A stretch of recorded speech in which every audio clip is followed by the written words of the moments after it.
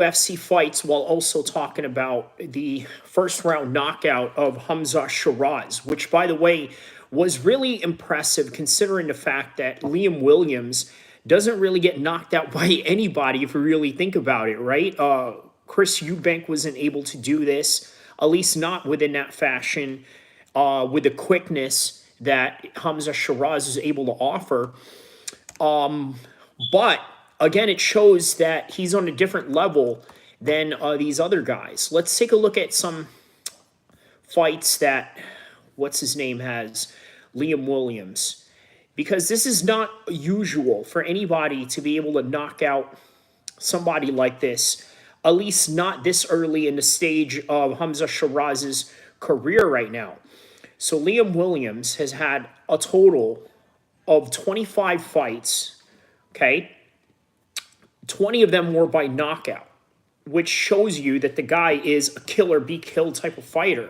He went the distance with Chris Eubank, with Demetrius Andrade, out of all people, which, by the way, a lot of people can consider right now, especially in the hardcore space, that he is the best 160-pound fighter in the world.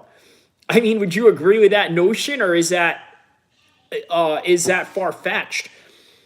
He went the distance with him. I'm talking about Liam Williams, and here comes Hamzah Sheeraz, an unknown figure in the current world of boxing, and he goes out and handles business just like that. And by the way, shout out to my boy Zane Musa, Dosage Boxing. He's out there covering the fight right now.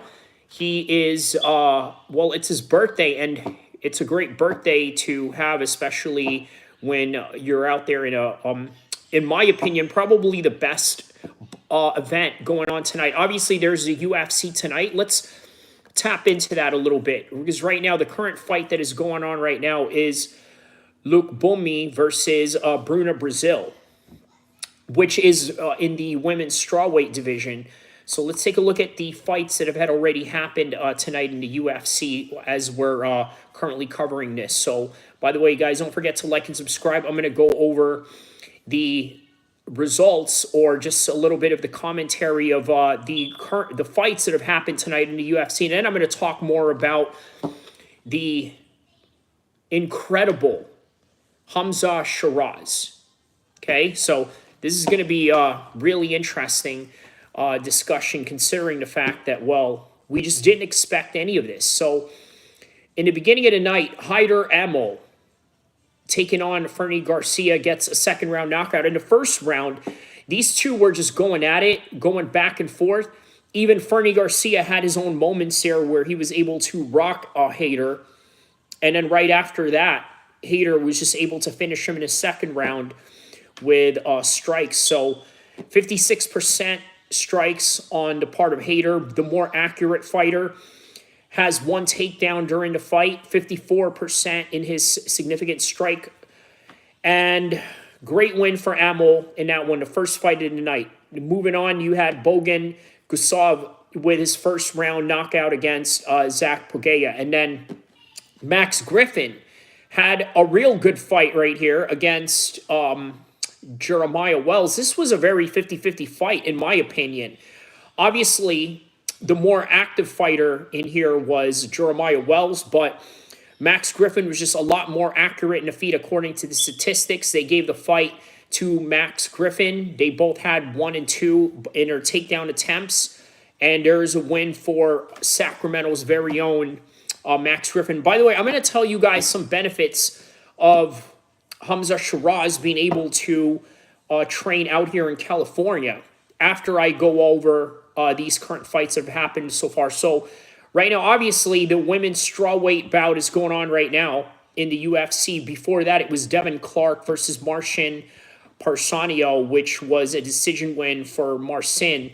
He had one takedown in the fight. That's probably what won him. That and the total striking percentage that was on his side. Now, here we are live with the Loma versus Bruna Brazil fight for the women's strawweight division. So we are in the third round of that fight, and I would anticipate that this fight is going to go on a decision.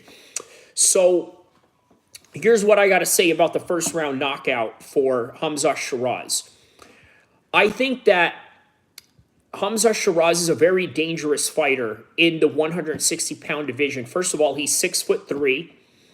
He's going to be a problem in his length, right? He's not a mover.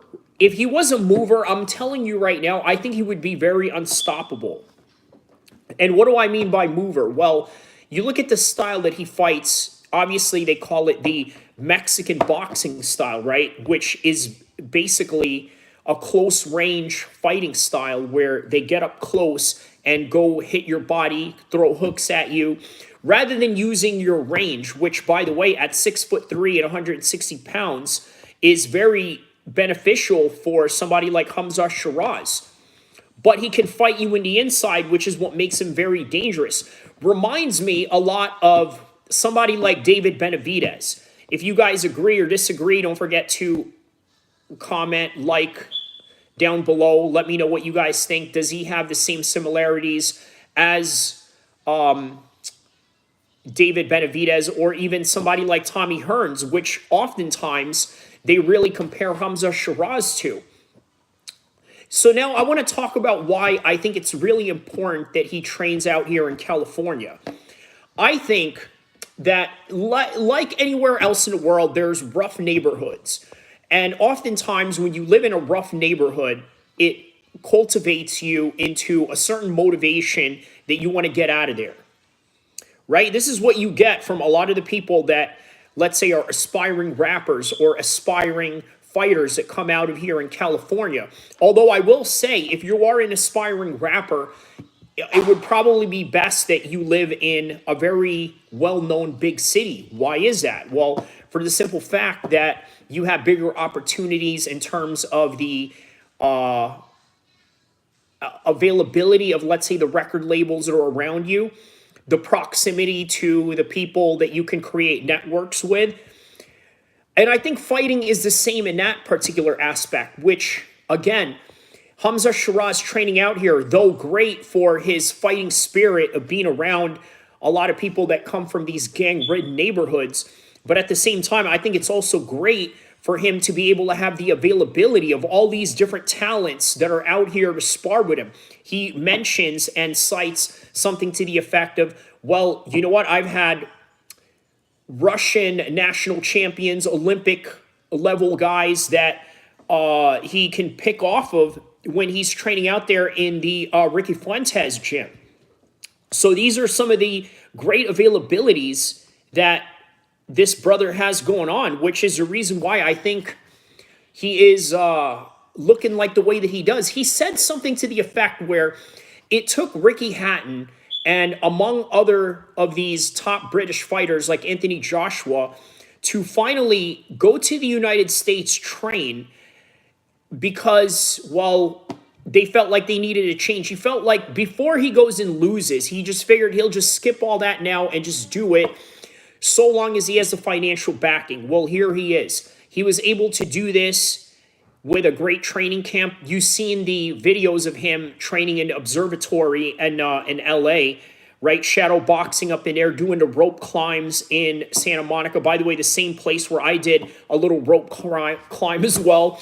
So it's a great environment. And not only on top of that, you're surrounded by people that are stars, people that are artists, people that are highly driven to, well, search for greatness. Although there are controversies that go on with Hollywood about, you could say that they have this going on or they have this going on or they're affiliated with these nefarious people. But nonetheless, the one thing you can't deny is that it's a great environment to train out in California, the grittiness, the drive that you get out of it. Not only that, the artistic nature that is surrounded in this place. And not only that, also just the availability of networks that you can get from sparring partners, trainers, and everything that can elevate your game to the next level. So this is where Hamzah Sheeraz is at right now.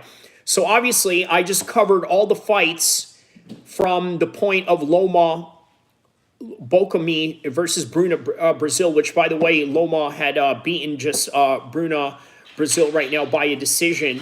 right now the next fight that is coming up, and I will cover all of these fights coming up in my next video. By the way, I have a next video coming up, probably going to drop after the UFC event tonight. It's going to be about Conor McGregor and whether Conor McGregor is really going to come back at some point or if he's not. But either way, guys, don't forget to like and subscribe. I will cover also all the fights tonight. I will also do another video regarding Hamzah Sheeraz and the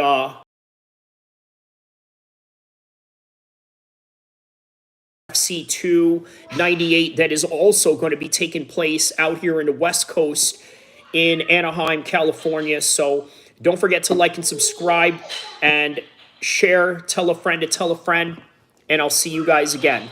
Watch this live from the very beginning till the end.